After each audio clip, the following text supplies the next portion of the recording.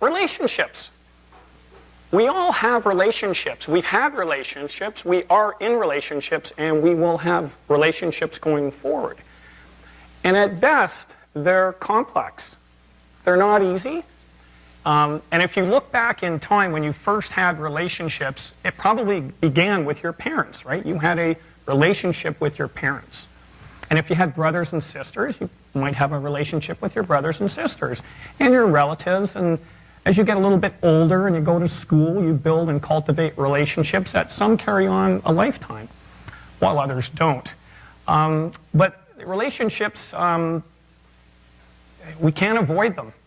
And have you ever asked yourself a question, though, that why does one relationship work better than another relationship? One is just so easy, and then the other relationship, you have to work at it. It's painful, and are you willing to invest what it takes to make that relationship work? And are there rules of engagement? Are there rules to relationships? And do you follow them? Or do they change in each relationship? Are they consistent, these rules? And does the relationship work because the other person gives you what you want? And when they don't, does the relationship last? Do you feel disappointed? And could the disappointment be avoided? The reality is that people are different, right? We all come from different backgrounds and cultures and value systems. So how can we all possibly get along? Now, when it comes to sort of the pinnacle of relationships, I would suggest that that would be marriage. Marriage is the real deal, right? It's not a trial run. It's not a fairy tale. It's two real, imperfect people trying to make life and love work. Well, and if you say your vows, right, it's for better or worse at the end of the day. But years later, these couples that are in love, they decide to get divorced. And then the question is asked, well, why are they divorcing? I thought that was a marriage made in heaven. And so, the marriage forensic force are assigned. I just made that up, by the way. The MFF. So one of them gets up and they say, well, you know, the reason why this marriage failed was because they lacked communication skills. Another one jumps up and they said, no. They weren't listening, right? Selective hearing, guys. What? Stop courting each other, another one said. They've lost that loving feeling. They stopped paying attention to one another. And then, of course, they get caught up in the busyness of life and things that go on. They lose touch with one another. Another one says that, no, it all started when they had kids and they started parenting. And they got into the whole good cop, bad cop routine. They weren't unified. It wasn't a unified front. It was like, well, wait till your father gets home, kind of thing. So there was one doing the discipline and the other one not.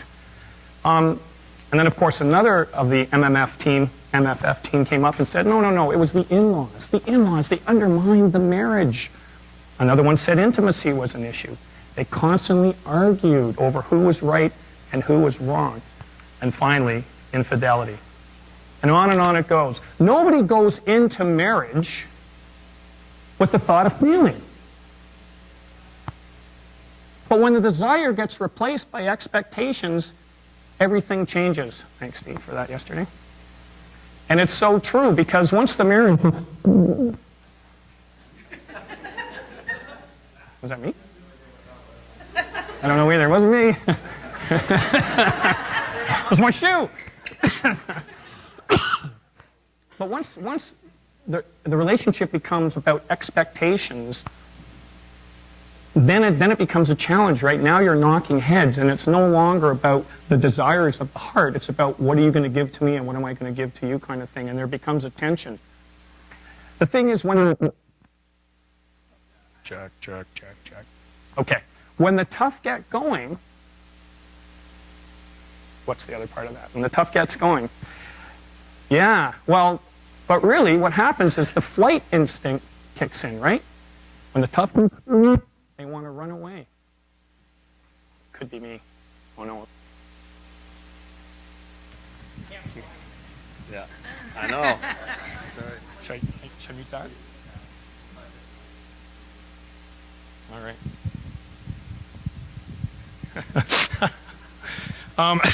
So when the going gets tough, the flight instinct kicks in, right? In today's world of disposable, it's too easy to run away from the marriage. And guess what? The lawyers are on the sidelines and they're just going like this. Oh yeah, here comes another couple, right?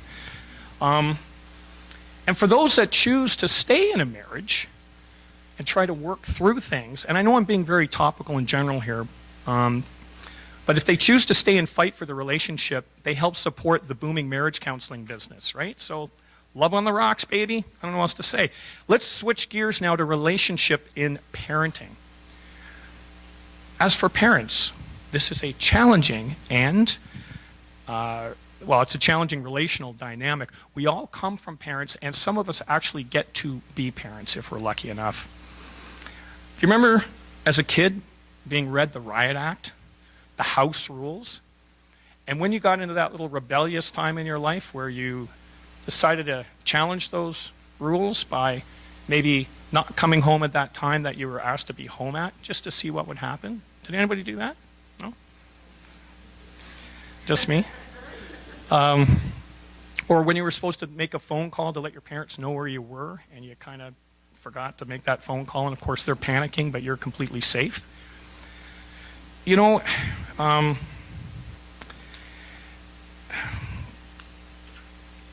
there were other things too. I don't know if you guys said any of this stuff, but I've been known to say things like, and I don't know why I did, but I would say, "What is your problem?" to my mother, right? "What is your problem?" Or, "You're being way too overprotective." Or, "You're embarrassing me in front of my friends." Or, here's a classic, "You can't control me." And finally, did anyone here ever say, "I think I'm just going to run away"? No? Am I the only one? Oh my. Okay, well, fair enough. When it comes to relationships at work, again, a completely new dynamic. So, we've got marriage dynamics, we've got parenting dynamics when it comes to relationships. But what about in the workforce? The reality is we spend, what, a third to a half of our lives working? Working with who? Co-workers, right? Now, the thing is, it's easy to have a relationship with somebody who loves you, and you're easy to get along with those people. But those that you have to have a relationship who don't love you, it's different. How many people here today are chomping at the bit to go back to work on Monday morning that get a little melancholy when Friday comes along? Any hands? Anybody that just really wants to go to work Monday morning? Wow. Well, you know what? You're the majority for sure. The thing is, when it comes to working and working with coworkers, people are in it for themselves. And what I mean by that is that they're there to provide for their families and probably are not really wanting to invest time in cultivating a relationship with you or me. Why? Because they don't know if you have your best interest at heart or their best interest at heart. They think that you potentially could be a threat, that you might be a ladder climber, you want to steal their job. So guess what? They're guarded. But when I say they, that's also us too, isn't it? When we're in a work environment, do we really want to share with people that we're working with initially? It takes time to build a relationship in a work environment. And you have to build trust over time before they will let down their guard. And so again, it's a challenge. You're almost being tested in a way. And it's really tough to build a sincere relationship when there's job paranoia and high staff turnovers. Now, switching gears again, so that's working with coworkers. Now, what about having a relationship with your boss, or your bossy boss, or your horrible boss? Do we not revert back to our old childhood ways of being rebellious and thinking to ourselves, "You can't tell me what to do"? Now, this is inside your mind. Of course, you're not saying this to your boss, but you're saying, "You can't tell me what to do. I'm older and more experienced and more educated and better looking." But we do anyways to keep our jobs. We do the tasks assigned with bitter resent. Why give 100% knowing I could be out the door tomorrow, so I will do just enough? In fact, a study revealed that in terms of employee engagement in the course of a 40-hour work week, when do you think they were the most busy and with the work ethic in mind?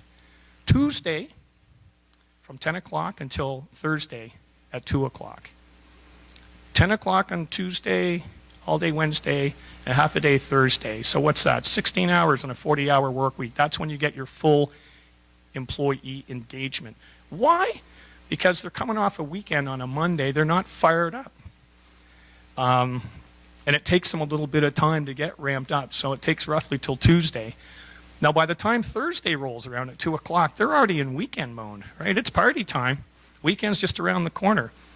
So what do you do with that as a business owner or a manager of a business and you're trying to get people fired up, right?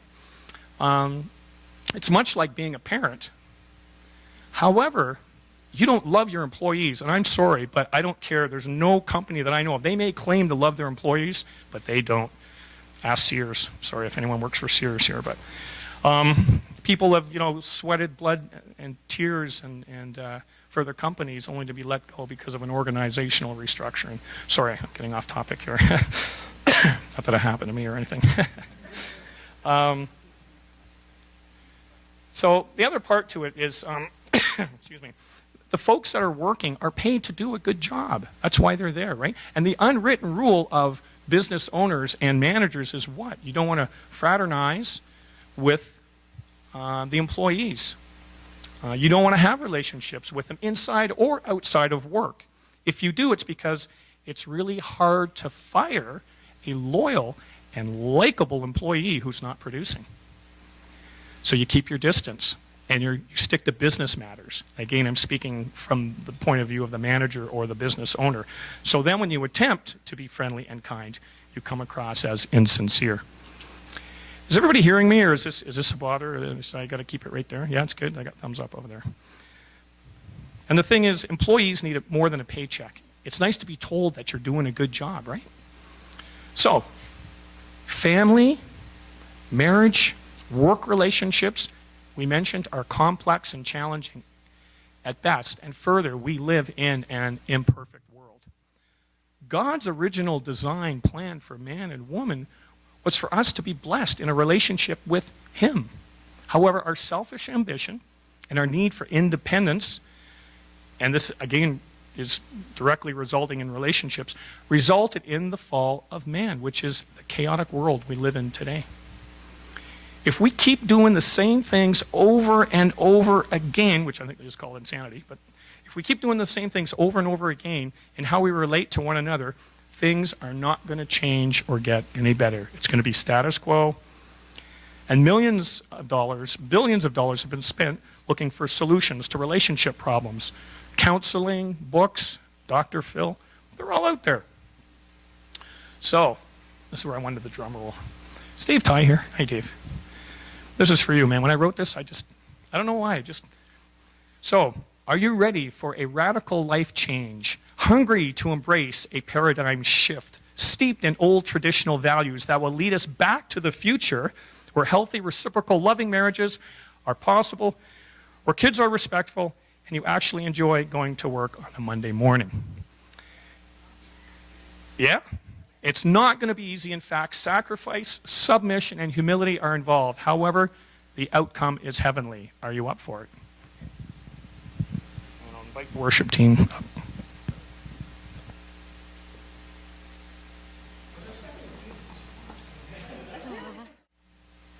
So, time to get serious now. Navaricola. Paul, who was Saul, and before Saul became Paul, Saul hated Christians. In fact, he killed Christians. And then one day he had an encounter with Jesus, and Jesus changed his heart. And Paul became a champion of Jesus and Christianity, and he got it. And so he was out in the world 2,000 years ago, 2,000 years ago, evangelizing the love of Christ. But he ended up in jail, incarcerated for his love of Jesus. And so he could have stayed in his jail cell and rotted, but he chose to write letters to churches, Ephesians and the Colossians. And these were churches at the time were probably filled with people like you and I. Men and women, married couples, parents, masters and slaves, but we would call them employers and employees today. So there was a wide cross-section of people in these churches. And Paul loved them so much, and he knew that they were struggling in their relationships. So through God's word, Paul came up with these, I call them rules or instructions for how to rule in a Christian marriage, Christian household, and at work to protect us in love against who? Satan. Satan wants nothing more than to destroy our marriages and our relationships with one another. And marriage is the core foundation of the church. The thing is, Satan is out there, and he's preying on our weaknesses, leveraging and exploiting every opportunity he can. And so we need to be strong in our defense to keep all of our relationships healthy. Would you agree?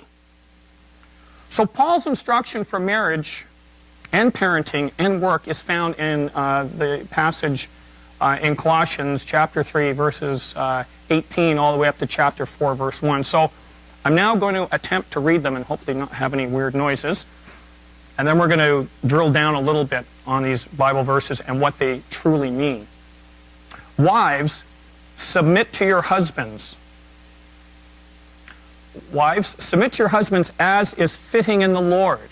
Husbands, love your wives and do not be harsh with them. Children, obey your parents in everything, for this pleases the Lord. Fathers, do not embitter your children, or they may become discouraged. Workers, obey your earthly masters in everything, and do it not only when their eye is on and to win their favor, but with the sincerity of heart and reverence for the Lord. Whatever you do, work at it with all your heart, as if you are working for the Lord, and not for men, since you know that you will receive inheritance from the Lord as a reward. It is the Lord Christ you are serving. Anyone who does wrong will be repaid for his wrong, and there is no favoritism. Masters, provide your workers with what is right and fair, because you know that you also have a master in heaven. So you see, Paul's sort of very direct. There's no waffling here in the rules of engagement. He's not changing it because things aren't going well. He's saying, you know what? This is tough love. Adhere to this, and you'll do just fine. You'll find peace and joy in your lives. But it takes some discipline, and it's not easy because it goes against our nature, right? It's actually counterculture. So Paul mentions the three basic relationships most people have, which is marriage, family, and work. And he tells us that we should also show respect to each other. Reciprocity, I like that word. Word of the day. By sharing our Christian love in our home and at work, and to be sincere with whatever we may do, and that we should do it with all of our hearts. The thing is, husbands and wives, we have a distinct role to play in marriage. And it's defined. So I just want to now spend a little bit of time on verse 18 and 19. Verse 18, wives, submit to your husbands as is fitting in the Lord. And it's that tag at the back end that changes everything. If it was just wives, submit to your husbands, wives, what would you think? Go handheld. Going handheld. I got the sign.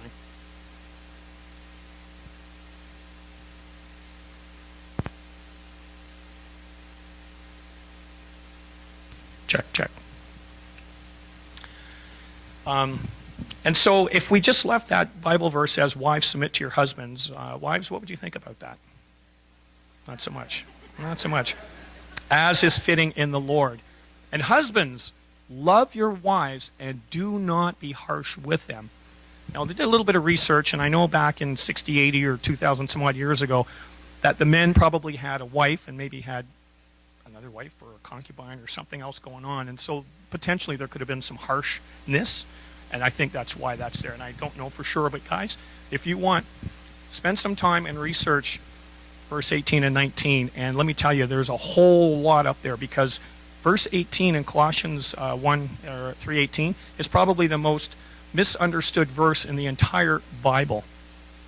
And so I spent hours and hours reading theologians' approach to explaining it, and I'm going to do my best to explain it, and don't throw anything at me, please.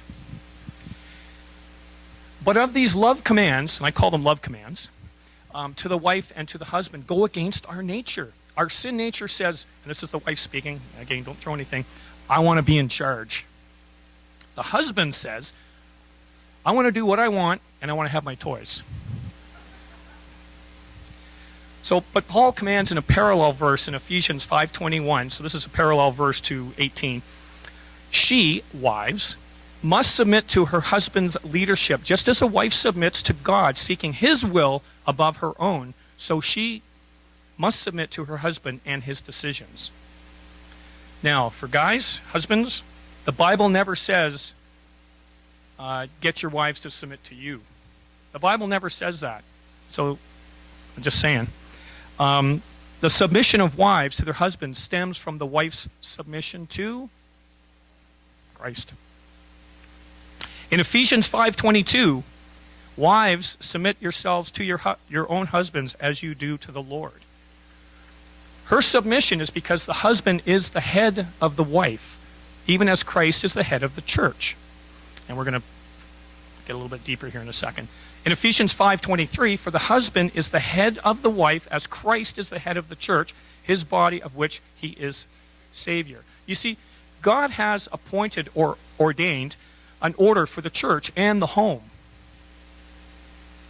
which is different than how the world looks at it, in which male and female are to reflect his image. So take you back to Genesis 1:27. So God created mankind in his own image, and in the image of God he created them. Male and female, he created them. So part of the image of God involves the voluntary submission of the Son to the Father. Now, equal in deity would be God, Christ, Holy Spirit, or the Son, and they're all equal, right? The Godhead. However, the Son yields himself to the Father's plan. And as Jesus explains in John 5, verse 30, I can do nothing on my own initiative. I do not seek my own will, but the will of him who sent me. Jesus even submitted to the cross. So, let's talk about submission for a second. And this is where it gets a little deep, but I think we're going to come out of this together having a better understanding. Being submissive doesn't mean being a weak person. Being submissive doesn't mean compromising on matters of truth or biblical principles. A submissive person isn't fighting for his or her demands or fighting for equal treatment. The fight is over when you submit. A submissive person trusts that God will meet the needs. So you don't have to prove anything. Your needs are being met when you submit, if you have faith in Christ. Being submissive does mean adopting a servant lifestyle and attitude. Being submissive, as Jesus was, getting the focus off who? Ourselves, and putting it back on him to serve who? Others. Resisting God's authority and wanting to put him or herself on an equal plane with God was Satan's original sin back in the garden. When God put man and woman in the garden to reflect his image, he put the man over the woman, as implied by the order and purpose of her creation. If you look at 1 Corinthians 11:9, neither was man created for woman, but woman for man. So, it wasn't by accident or coincidence that Satan tempted the woman rather than the man. Satan's appeal to her was that she could become like God by eating the fruit, and that was a lie. She was most like God when she was subject to her husband, reflecting God's image. So when she sinned, and they got Adam to sin, or when she sinned and then got Adam to sin, the roles were now reversed. Man as male and female were no longer reflecting God's image on earth. But what was lost in that fall is regained in Christ and the church. As we assume our proper roles as male and female under the headship, and I had to figure out what headship was. I know what it is now, but I know starship, headship, but now I know what headship is. It's the head that controls the body, and we're going to get there in a moment. Under the headship of Christ in the church and home. So, the submission of wives to their husbands is to model the submission of the church to Christ. Of the church to Christ. Ephesians 5:24. Now as the church submits to Christ, so also wives should submit to their husbands in everything. God's plan is that in the home and also in the church, women who are equal persons with men before God are willingly to submit themselves to male leadership for the carrying out of the divine plan, not to fetch the remote control and cold beer.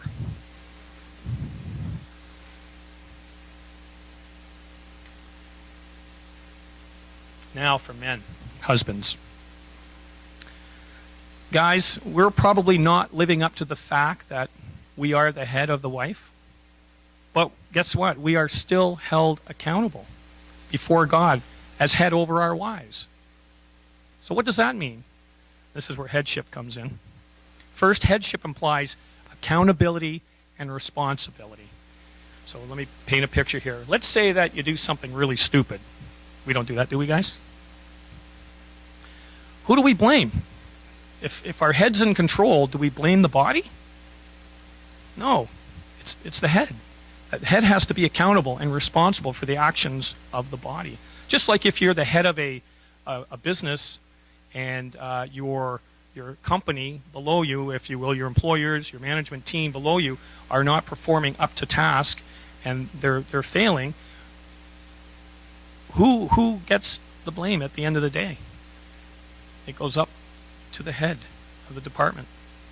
And so, we are responsible, men, as the head of the family, as the head of the wife.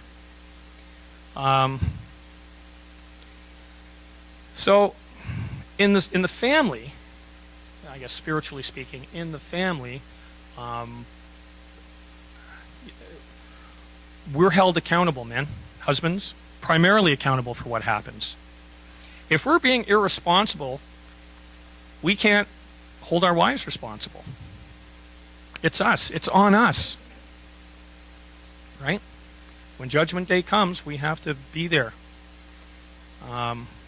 If there's lack of spiritual direction in our homes, it's on us. Our duty is really to lead the family in reading the Bible, praying, engaging in church activities, and parenting our kids in with the Lord always at the center.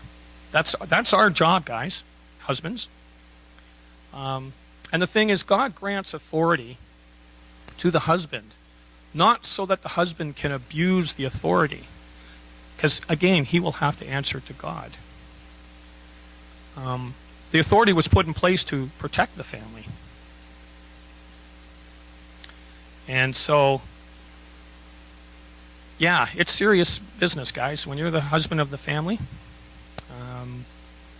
it's all on you to make sure that you lead well and you're not harsh. And even as Christ, when I say not being harsh, I mean there's a time for discipline, which we're going to get to in a moment. Even as Christ, the head gave himself for the salvation of his bride, the church, so husbands are to give themselves in love for their wives. Let me read that again. Even as Christ, the head, gave himself for the salvation of his bride, the church, so husbands are to give themselves in love for their wives. Ah, yes. The sweet spirit of submission, which a wife should display towards Christ and towards her husband, and the tender love which the husband has for the wife should model to the world the relationship between believers and their loving God. You see, the world operates on a different set of principles, right? In worldly marriage, each partner is in an ongoing struggle for power and manipulation to seek to get his or her way. And sometimes worldly couples succeed in establishing a mutually satisfying relationship where they agree to meet in the middle and the marriage holds together just by putting up with one another. But often they wound each other in the struggle and end up divorcing because their selfish needs aren't being met. Now, I'm not going to go into any detail here. Sherry and I have been married 37 years, and let me tell you something. We struggled hard. All those things I read earlier about money and parenting and communicating and intimacy, and we probably experienced all of that. And it's just by God's grace that we're still here and not divorced, and I don't know how that happened, but I think he had a hand in something or all along. We just didn't know about him at the time because we weren't faith followers until we came to LifeBridge about 10, 12 years ago. And so we lived our lives according to the world. And, you know, regrets, I've had a few. Yeah, absolutely. If I could change what I know now, I know it's easy to look in the rearview mirror and say that, but I'm saying it. If I knew what I knew now and these principles, which we're going to continue through here right now, they make total sense to me. But back then, it would have been hard for me to accept without having Christ in my life. Because without Christ in your life, how can you do some of these principles like submitting out of love? That's not our nature. We don't want to submit. You know, we're rebels. And anyways, I digress for a moment. I got to find where I was now on the page. So, Christian marriages should be radically different from worldly marriages. In a Christian marriage, rather than competing with the husband or trying to manipulate him to get her way, the wife willingly submits to him, seeking to build him up in the Lord and to do all she can to please him. The husband, rather than bullying his wife, or it often happens, and I'm guilty of this one, is passively letting her have her way so that he can have a little bit of peace and distance.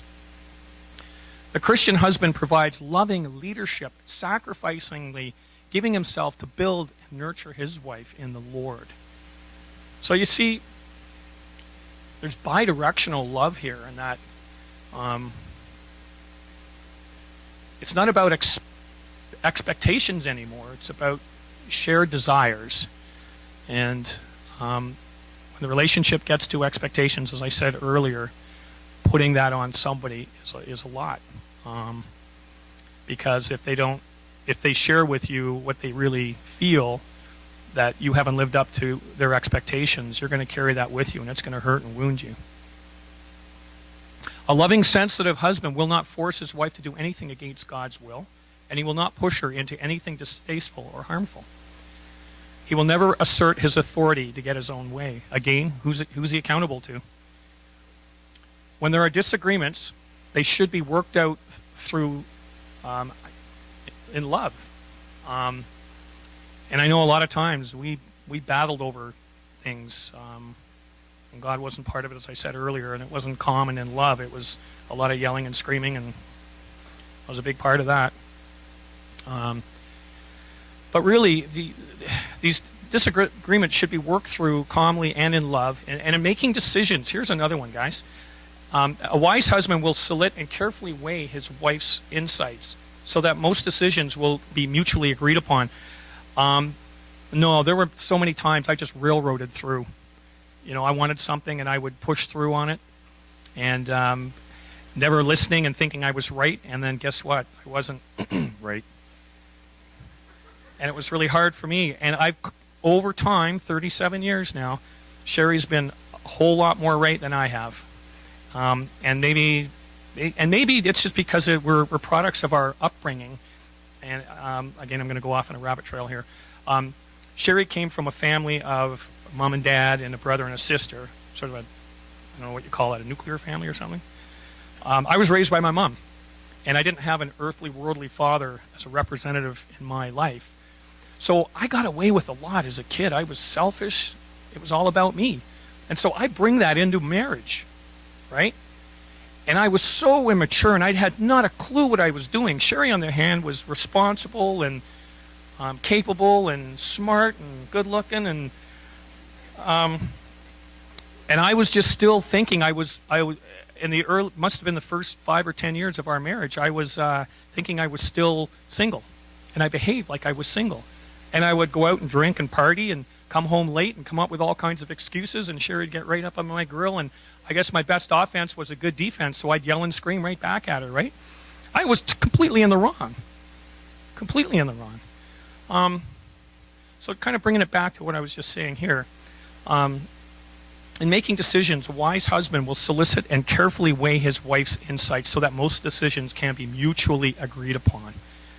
Again, this is just stuff that I wish I had had, and it was there all along. I just didn't know. Nobody told me. There we go, guys.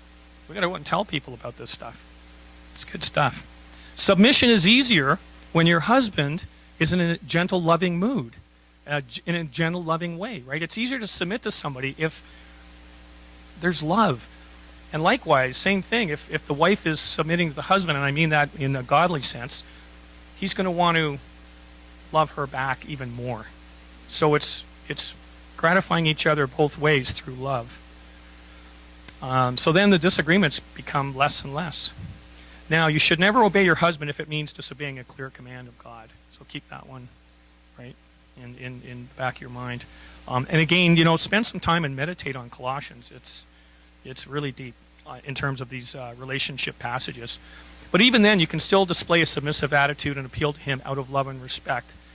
Your goal should be to always glorify God and to build your husband. So that, well, we're almost done there. Sorry, guys, taking so long. But how are we doing for time? Are we good? Okay. If you're fighting a feeling inside, what is that? You're not submitting. If you're not submitting, then guess what? The world can't see Christ in your marriage.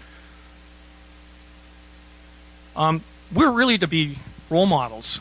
And our marriages are so different than worldly marriages, which I'm going to get to in a moment here. After much communication and prayer, and this is the last thing I want to say about this, should a husband need to exercise his authority against his wife's point of view? So they've talked calmly through it, and the husband still feels that it's the best decision that needs to be made for the family, then he has to do it. He's got to make that decision. But how? With fear and trembling before God. Husbands, at all times, we should have God's glory and our wife's spiritual, physical, and emotional well-being as his goal. I would say any questions, but I don't have a QA built in, so we'll keep going. Now, let's switch gears. God's model for parenting. So that's God's model for marriage. And again, if you want to see me afterwards, I can help out a little bit if you want to dig a little deeper. God's model for parenting, verse 20 and 21. Children, obey your parents in everything, for this pleases the Lord. I believe that's number 5 in the 5th commandment. Children, obey your parents in everything, for this pleases the Lord. And in 21, fathers, do not embitter your child, or they will become discouraged. Now, both of these love commands to the children and to the father go against our old sin nature. Again, from the kid's point of view, I don't want to listen and obey. And from the parent's point of view, do what I tell you because I am the parent. Right? Thing is, discipline is necessary in the lives of children, but it needs to be disciplined and tempered with love. So, again, I can only speak for myself. We have 2 boys, and when I raised them, I didn't have that. I don't have this information. I didn't know about encouragement and love. I was all about critique and berating. And so, when they were little, like little kids, they were whipping around, and I would yell and scream all the time because they were misbehaving. And as they got a little older, as a father, I got involved in their activities, sports activities and extracurricular activities. So with Clifton, I got involved in teaching or coaching hockey and soccer. And with Travis, it was basketball, and I took karate with him. And so I was involved. But my struggle was that I wasn't a loving, encouraging dad. I spent more time in that car ride home after the game just going at Clifton or at Travis saying, like, well, what were you thinking? Like, your defense sucked, and you didn't pass the ball, and you didn't listen to your coach, and how's that for being a good role model and father? And that's just the beginning. There were times where I would ask them to do things, and halfway, in whatever they were doing, I would see that they weren't doing it the way that I wanted it to be done. So guess what I did? Basically, out of my way, and I'll do it. How are they going to learn as a role model like that? The report cards would come home, and I would shoot first and ask questions later. I'd look at the report card, and I was a terrible student, by the way, so I'm the biggest hypocrite. But I expected to see A's in all the columns, and there wasn't A's, and so I would just go, well, not even reading the comments or understanding anything about what happened at school and the relationships with their teachers. I had not a clue. I just went off the deep end when I didn't see their grades where they should have been. So, and the last thing I would do is I would tease and taunt them and get them riled up and crying. Why? I don't know. I guess it was fun at the time. But it was so wrong because it was damaging. So I'm really lucky. Oh, here we go.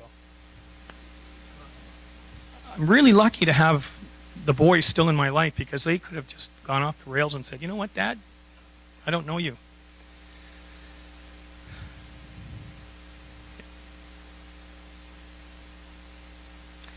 Yeah, so I kind of just covered all this here. So children may not only be angry with their parents, resent them, but children may disrespect and dishonor their parents. That's if you don't discipline them in love. Even worse, they may one day end the relationship and act out violently. But when parents do encourage the children, they find it easier to obey the parents. And when the children obey, the parents find it easier to encourage the children. Reciprocity. Love. Bidirectional. That's what I love about Jesus, So if you really want your children to honor you as a parent, then you must discipline them with love. Praise them when they obey. And then train them in the instruction of the Lord. If not, who will they turn to? Because Satan is one or two button pushes away on your iPhone. He's there waiting, isn't he? Or a keystroke away on the computer mouse pad. He's there ready, willing, and able. So if we don't bring our kids up, then they go elsewhere, and he's waiting. All right. Now, for relationships in the workplace. Again, this is Paul writing, and he knows that in the church, like I said, there's a cross-section of people, and there's obviously employers and employees, and imagine that must be quite an interesting environment to be in. But again, that's like churches today. I'm sure you're going to find employees and employers together in the same church worshiping. So, here we go. Slaves, obey your earthly masters in everything, and do it not only when their eye is on you and to curry their favor, but with the sincerity of heart and reverence for the Lord. In reverence for the Lord. Whatever you do, work at it with all your heart as working for the Lord, not for human masters, since you know that you will receive an inheritance from the Lord as a reward. It is the Lord Christ you are serving. Anyone who does wrong will be repaid for the wrongdoings, and there is no favoritism. Masters, provide your slaves with what is right and fair, because you know that you also have a master in heaven. So, we're just going to change, as I said earlier, slaves and masters to employees and employers. So, earlier I said it was one thing to have a relationship where you're in a loving relationship, but when you're with your people at work, your co-workers and your bosses, there's not a whole lot of love. I don't know about you guys, but I don't love my bosses and I don't love my co-workers. Maybe I should, because that's the second commandment, but I struggle.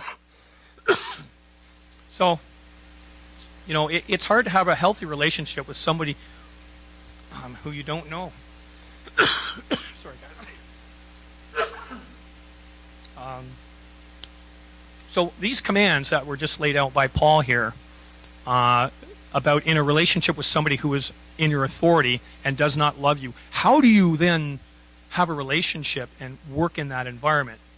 Okay? So both the commands to the employers and the employee go against our old nature, our sin nature. This is becoming repetitive. We talked about it in the marriage relationship. We talked about it in the parenting relationship. But it's true. Sorry. From the employee, our sin nature says, I don't want to listen to and obey. Again, we keep that to ourselves because we don't want to get fired. From the employee, our sin nature says, from the employer, do what I tell you because I'm the boss. But God has called us for something greater. He says this, give honest praise and compliments to your coworkers. And what I mean by that is praise them. Chances are, sorry guys, they're aching to be recognized. Human nature is that. We want to be patted on the back. So you as a Christian in the workplace, to be able to come alongside them and praise them for their work that they've done, it's a good thing. And it's a good way to build a relationship and bring down those barriers with your coworkers. Give them a little note of inspiration and just leave it on their desk. Right? The job's more than a paycheck. And guess what? It's probably the only time in the course of a week they might even get any kind of recognition or appreciation. That's heartfelt and genuine. Oh, here comes the water. Oh, I got one there and I got one there and I forgot all about them. But thanks, Tony. That's drama. Just jump the time here. There we go. Oh my goodness. All right, gotta rock and roll. All right. So, again, so you got that when you're working with your coworkers and you want to sort of show Christ to them. Show it to them with praise and loving lavishly on them without being gushy, but doing it by ways of thanking them for their efforts. You're doing a great job, a little note. And right? And that might be the only the positive thing you'll hear all week. And be generous. Always look for opportunities to build up people. For bosses who stick up for their employees. This is great. If you're a supervisor, always treat your employees fairly. Do not shift the blame if the department fails. Be big enough to own up to the mistake and apologize and be compassionate to people that have family problems, because there's nothing destroys a man's concentration at work when he's dealing with stuff in the family, right? So be sensitive to that, guys, if you're in a position of authority within your employment. Treat your employees the way you'd want to be treated. Heard that before. And not only will you earn their respect, but they'll work their hearts out for you. When employers treat their employees justly and fairly, the employees find it easier to obey. And when employees obey their employers find it easy to treat their employees just and fairly. And sorry, that's a lot of employees and employers. I think you get the picture though, right? But at the end of the day, never forget who we are really working for. In Colossians 3:24, since you know that you will receive an inheritance from the Lord as a reward, it is the Lord Christ you are serving. Ultimately, Jesus Christ is our boss. And all our actions on the job should bring glory and honor to him. Again, this is a paradigm shift. This is not the norm. This is not how the world thinks, is it? I don't think. Right? It's all for one and or all for me. But here it's saying, wait a minute. Here, let me just keep going here. The strongest work ethic you can have. And I remember people saying to me, Cliff, you've got such a positive mental attitude and a great, strong work ethic. And again, it was just like, it's me and I'm making this happen. But the strongest work ethic you can have is to develop an intimate relationship with Christ. You spend half of your waking life working, right? On the job. So if you leave Jesus at home, when you go out the door in the morning, you're only a part-time Christian. Now, the thing is, laws may prevent us from evangelizing at work, right? Because that's a no-no. You can't do that or whatever. You can't even say the God's Prayer or whatever at work or school. Do you remember that when you were back in school? Yeah. Laws may prevent us from evangelizing the workplace, but you can't go wrong if your example is so attractive that others want what you have. So, for the employee, whether your boss treats you right and fairly or you are still to obey and work for your employer as if you are working for the Lord. And that changes everything. That's an attitude. That's a paradigm shift. That's an attitude adjustment. And employers, as one who has a heavenly master, and whether your employees are obedient or not, you are to treat them as the Lord would treat them. So, almost finished here, guys. While the world says to work for the sake of your own welfare, Jesus says to work out of your desire to please him. While the world says to work hard to get ahead, Jesus says to work hard to show the world who you are really working for. And when you work as though you are working for the Lord, your whole outlook changes. So your work may be unappreciated and underpaid in this life, but God promises to give you your full reward in heaven. If you're struggling in marriage today, act on the commands of Paul in submission and in love and unity. If you're at odds with your parents or children today, act on the commands of Paul by being encouraging with loving discipline. And if you're having difficulties at work or with your employer or employees today, act on the commands of Paul, being obedient and respectful. Work as if you're working for the Lord, knowing where your reward lies. When Christ is at your core, and this is the biggest thing I can say, you will be enabled by the Holy Spirit to submit and obey because you are doing it so as to the Lord. If Christ isn't in your life, it's going to be really hard, guys, to try to put these principles to work, and you're going to be back banging your head doing what we always do in relationships and watching Dr. Phil and other things. And I'm not knocking Dr. Phil, but I'm just saying that to have a loving, joyful experience in relating to people for the time we're here, it's all found in Colossians. Other areas of the Bible as well, but certainly these are definitive instruction. Each of us can only be responsible for our own attitudes, choices, and behaviors within our relationships. We cannot change those things in others. Only the Lord can. So if your relationships are not flourishing, seek Christ first, for his instruction through the Holy Spirit, and his commands will guide you to love and unity in your marriage, parenting, and work relationships. So, where's Dave? Hi. Hey, Dave. You sleeping? Hello. Hi. Yeah. So, Dave, are you ready for radical change? Hungry to embrace a paradigm shift steeped in old traditional values that will lead us back to the future where healthy, reciprocal, loving marriages are possible, where kids are respectful and you are actually enjoying going to work on Monday morning? Yes. Then God's love letter, the Bible, is here for you. And it's free, guys. Yes, there's going to be sacrifice and submission and humility. However, the outcome is heavenly. Are you up for it?